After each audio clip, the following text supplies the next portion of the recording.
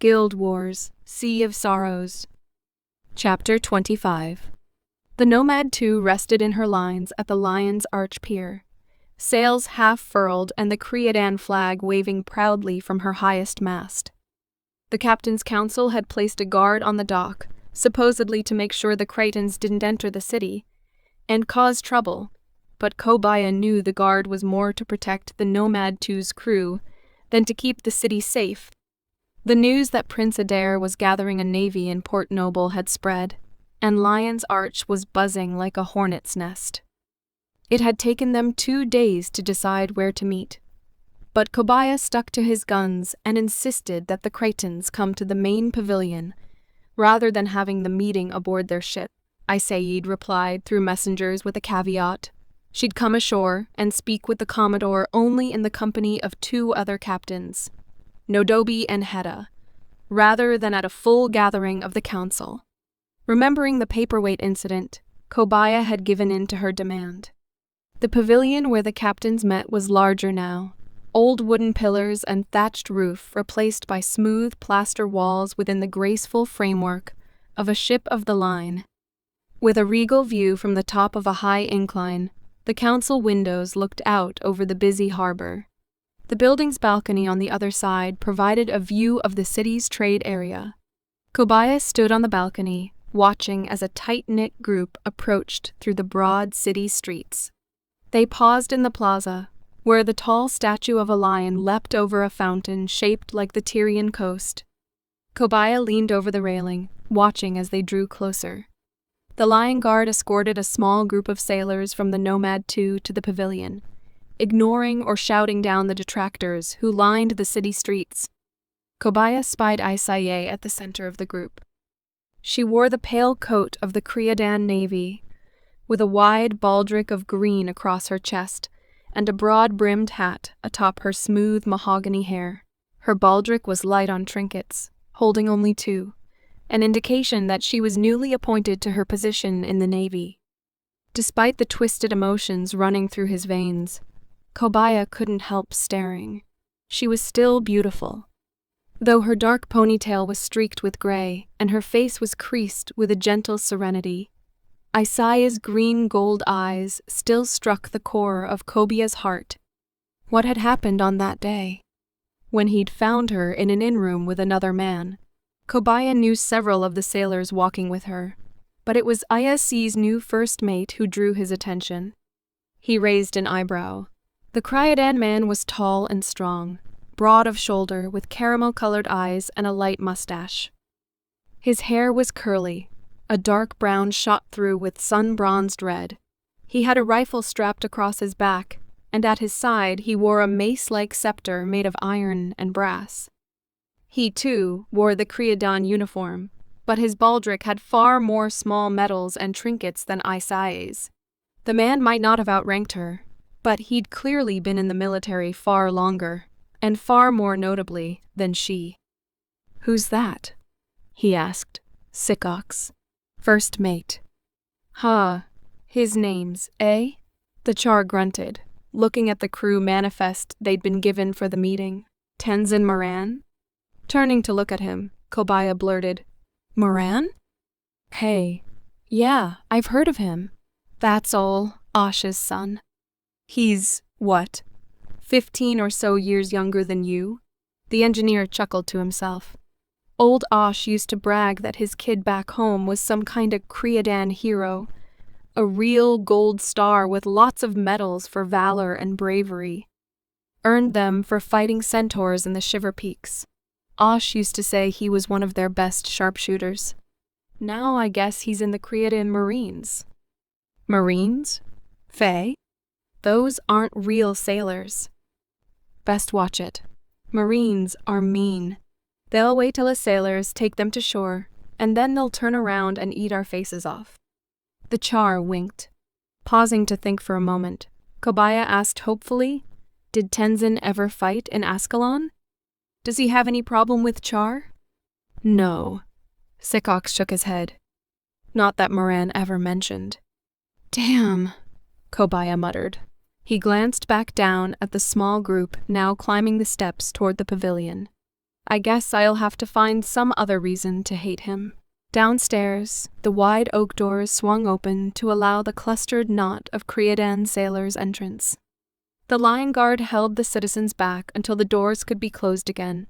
But through the gateway, Kobaya could hear the loud jeers and angry yells of the crowd. Kobaya walked down the stairs, grateful as he rarely was that Nodobi was nearby. The Elonium captain nodded in friendly greeting as Kobaya reached the bottom. "I'm certain this will be a pleasant meeting," the necromancer said with a grin, rubbing his cheek. "About as much fun as trying to put a collar on a skrit." Kobaya straightened his coat and tried to look assured. Isay and her entourage walked to the center of the room, pausing there as Kobaya and the others crossed to greet them. Kobaya's hands clenched in his coat pockets, and suddenly he wished he hadn't worn his hat. "Isay, my dear friend, you grace us with your presence." Nodobi's words were as smooth and pleasant as silk in a breeze. He reached to take her hand and wrap it about his arm. "It has been too long." Isay smiled and greeted the dark-skinned captain in return. But Kobaya didn't hear a single word of it. With that one smile, she'd transported him back to the day she'd left her hair flying in the wind, tears reddening her hazel eyes, anger curling her rich, full lips. Whatever pleasantries she gave Nodobi, they were lost in the memory of words from over 7 years ago. "Why, Isay? How can I ever trust you? How could you even question?" "Hedda." Isay moved on and took the plump Norn's strangely delicate hand. "You look wonderful. I think you've lost weight." Hedda laughed. "Lost it? By the spirits of the wild woman, have you gone blind? If you have, you're missing out on a feast for the eyes. Tell me, who is this handsome cabin boy you've got beside you?" With a twinkle in her eye, Isay answered, "Captain Hedda, may I present First Mate Tenzin Moran?" "Well, well, you're a Moran to boot." Hedda looked the young man up and down rapaciously. "If you were a bit taller, you might give my husband, Braun, a challenge for my interest." Everyone laughed, and the Creodan's decorated baldric glittered as Tenzin swept her a bow. As they did, Isay's eyes met his, and Kobaya's heart froze into ice. They hadn't faded a single shade, the rich hazel of moss-covered trees staring back at him with controlled interest. "Kobaya," Isay nodded briefly, and he returned the gesture. His throat was too dry to say anything. "Come, my dear." Nodobi patted Isay's hand that rested on his arm, drawing her close. "Let us go upstairs. I would be remiss if I did not try to woo you back to us with our city's beauty." He tugged at her gently, and Isay followed. "We can talk on the building's high deck, where the wind will sweep away the day's heat." The two, and Hedda, made for the stairs. Sycox was standing there, twisting his new hat in his hands until it looked like a shapeless mass of blue felt. Kobaya saw Isay greet the char with a gentle hug, the spotted engineer's sharp claws hovering lightly over her slender back. Wishing more than anything that he were a char, Kobaya sighed. "Commodore Mariner," a gentle voice said at his side. Kobaya glanced to see Tenzin at his elbow. "A pleasure to make your acquaintance, sir. My father spoke highly of you and of your city. I'm glad to have the opportunity to see Lion's Arch for myself." "You're welcome here, Tenzin." Kobaya nodded more sharply than he'd intended. "Your father was a good man and a stalwart friend." "He said the same of you, sir." Without intention, the young man's charm soothed Kobaya's temper. "Did he? Well, perhaps your captain gave you a different impression." "No, sir." Before Kobaya could smile at that, Tenzin continued blithely on. "She never speaks of you at all." Grumpy again, Kobaya gestured toward the stairs, and the two men headed toward the top level of the building. The high deck was above the balcony, and the view was one of the finest in Lion's Arch. A full turn showed the city to fine advantage, from the teal-blue water up to the greenery of thick jungle on the hills. Isay, however, wasn't interested in any of it. I'll cut directly to the issue, she said, sitting down on one of the wicker chairs about a small table. A servant brought out a plate of tropical fruit and several tall glasses of punch. Kobaya was grateful to smell rum in his. The waiters of the council building knew him well. The Creatan navy is assembling to the west. Prince Adair is planning to sortie into Lion's Arch if the city doesn't sign over its authority to Creata. He sent me to offer terms. Aisay took a sip of her drink, letting them consider her words. One mark in her favor, she didn't look any happier about delivering the terms than the others did in hearing them. All human captains of the council will be paid 10,000 gold coins for their labors in rebuilding the king's land. They are offered lordships and titles if they swear fealty to Creata. If they do not swear an oath to Prince Adair, they must quit Lion's Arch immediately, never to return. Kobaya wasn't the only one gritting his teeth. Even the courteous Nodobi soured, his brows knitting over shining black eyes. Hedda was first to speak, rumbling, and those of us who are not of human stock? Aisay closed her eyes and said, You are ordered by Prince Adair to leave the city without argument, quitting claim to any land, title, or authority in the city. By Wolf's bloody muzzle, Hedda exploded, banging her drink on the table. I won't go. I have 3 young sons born and raised here. This is our home. I'll see your prince hanged before I give up even a stone of our house's foundation. Nodobi was quick to calm her down, reaching to touch the Norn woman's arm soothingly. Hedda, be at peace.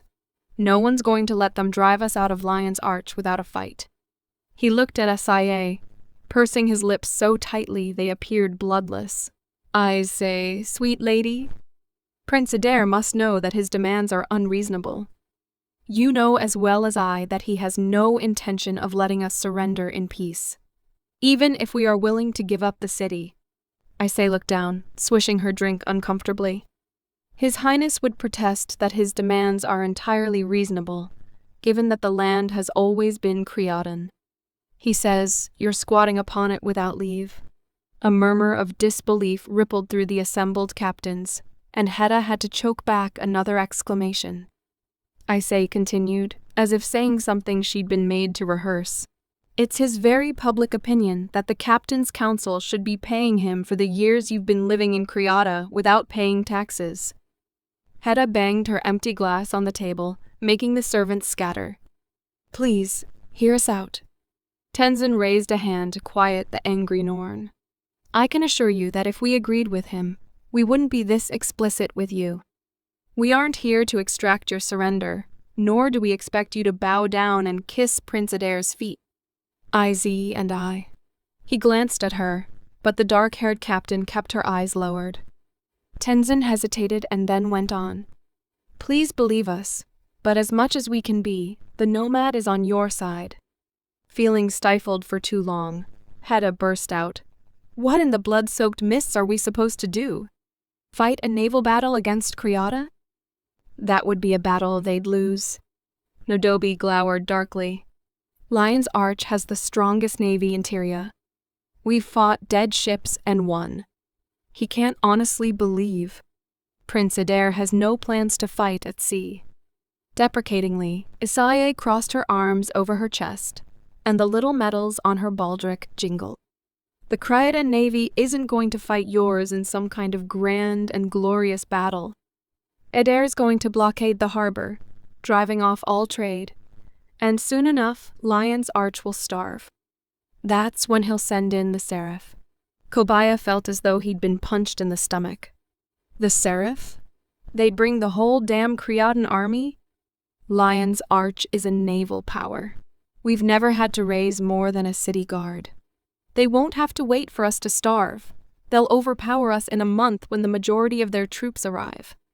Tugging off his hat, he tossed it on the table. Damn it, damn it, damn it. What can we do? Ask for reinforcements from the Char High Legions? Sycox asked helpfully. And once the Char are done rebuffing Adair and turning our city into a war zone, the plethora of warriors in our streets will seize Lion's Arch in the name of your Imperator instead." Nodobi shook his head gravely, slumping more deeply into his wicker chair. "No." Silence fell as they struggled to find other ideas. The wind swept over them, tugging at coats and rippling fur with chilly, salt-touched fingers. Kobaya struggled to keep his tongue. Isay was right. Adair's plan would work. If the Cryadan prince managed to blockade the harbor and the roads, there'd be no supplies. It would be only a matter of weeks before the city had to give in. Long moments later, Isay concluded, "There's one more possible option. The city could surrender to Kriata through us. Tenzin and I have the prince's ear. We could make a bargain to allow time for non-humans to leave the city. Maybe even keep their wares or get some kind of recompense, even if it has to come from the Lion's Arch treasury. It's possible that—" "No." The shout ripped from Kobaya's throat before he knew it. Everyone at the table turned to stare at him, and Kobaya felt his face growing red. Nevertheless, he glared at Asaye. Through gritted teeth he said, "We're not giving up on this city. We fight for the things we love. We don't sell them out. We don't betray them, and we don't run away from them." Isay flinched, her face paling. "Betray them?" Her eyebrows raised meaningfully, eyes flashing. "Unfair." Tenzin came to her defense, rising sternly from the table. "Your personal issues aren't welcome at this table, Commodore Mariner. And you're not welcome in this city. Get out." Kobaya's tone was final, but Asaye was already yelling. "Kobaya, for once in your life, think about someone other than yourself." She rose from her chair to engage with him. Prince Adair isn't kidding around. He's willing to order thousands of his soldiers to die meaninglessly. Can you say the same? Think of the innocents who live here. Do you really want to drag them through a useless, one-sided war? We can't just give in." He roared in return, rising as well, pounding one fist on the table so hard the fruit jumped in its bowl. Kobaya bellowed, "This is our city. We founded it. We built it. Maybe you don't understand what loyalty means, I say, but by the 6 gods I do." The two glared at one another, and Isaya's hand fell instinctively to the pistol at her belt, only to find her wrist gently caught in Sikok's paw. "Ease down, pretty lady," the Char engineer murmured softly. "Everybody here's on the same side." She glared at him, but nodded and slowly pulled her hand away. Biting off his words sharply, Kobaya repeated himself. "Get out of my city!" "And I believe that signals the end of today's negotiations," Nodobi murmured regretfully, rising from the table with a graceful motion. "Captain Asayi, please allow me to escort you to the Lion Guard, who will ensure your safe return to the Nomad." His dark eyes were unusually kind as he offered her a hand. Isay shot a final look of reproof toward Kobaya, but said nothing, and took Nodobi's arm rather than continue the argument. Tenzin managed a stiff but polite bow, thanking the council for its hospitality without meeting Kobaya's eyes. When he was finished, Nodobi ushered the 2 Crytans to the stairwell and below. Once they had left the deck, Kobaya slumped in his chair. Hada stood up, walked over to him, and punched him in the shoulder. "That's for being rude," she growled. Kobaya winced, but he couldn't blame her. "By Raven's Wing, this is convoluted," the Norn woman muttered, pacing back and forth. "If we stay here, we risk being slaughtered by the human king. If we go, we leave behind everything we fought and struggled for, all the wealth and security we forged." Her blue eyes were wide with anger and disbelief. "How can he make me choose between my children and my city? Nobody's choosing. Nobody's leaving." Kobaya struggled to believe the words, even as he said them. "We've driven off 9 fleets of Aryan ships, but never an army, and never in a land-based attack." Hada exploded. "Even if we arm every man, woman, and child in the city, we don't have half as many soldiers as the Seraph."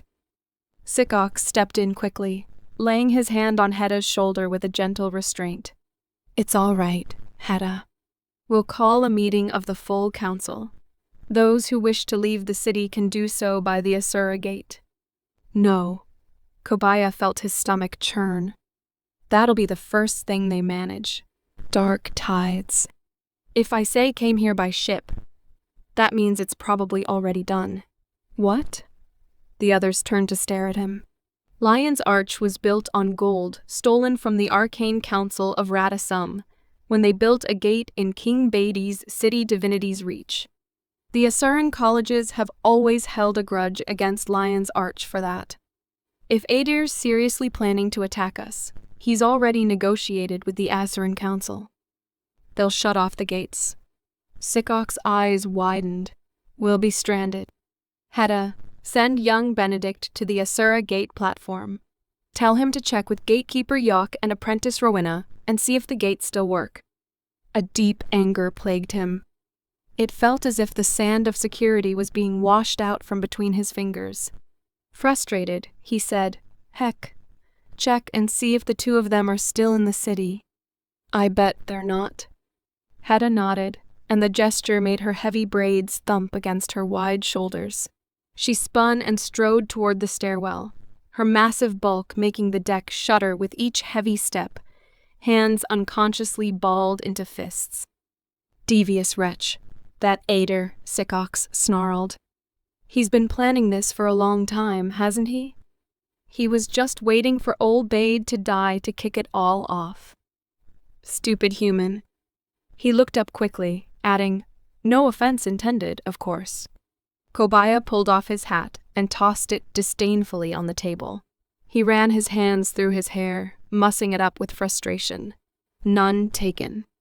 I don't want to be related to the man, either, even if just by the mutual ancestors of our race."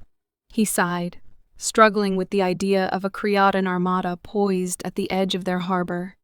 From what Isaye says, Adir's so eager that he's willing to put off his own coronation just to hurry the seizure of Lion's Arch. I'm surprised he didn't lurch through the Asura Gate screaming, "Hello, city, I'm your new king." Once more, Notobi climbed the stairwell to the deck, this time with a weary step. "I instructed 2 of our port guards to escort the nomad on the next tide," he said.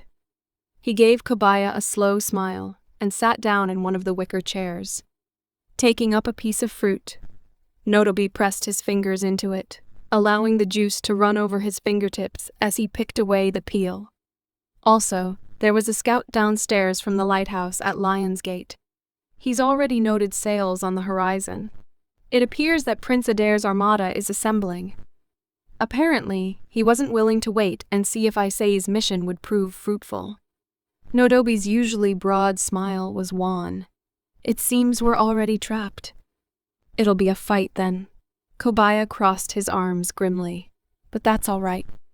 So long as Lion's Arch has a fleet, we have a chance."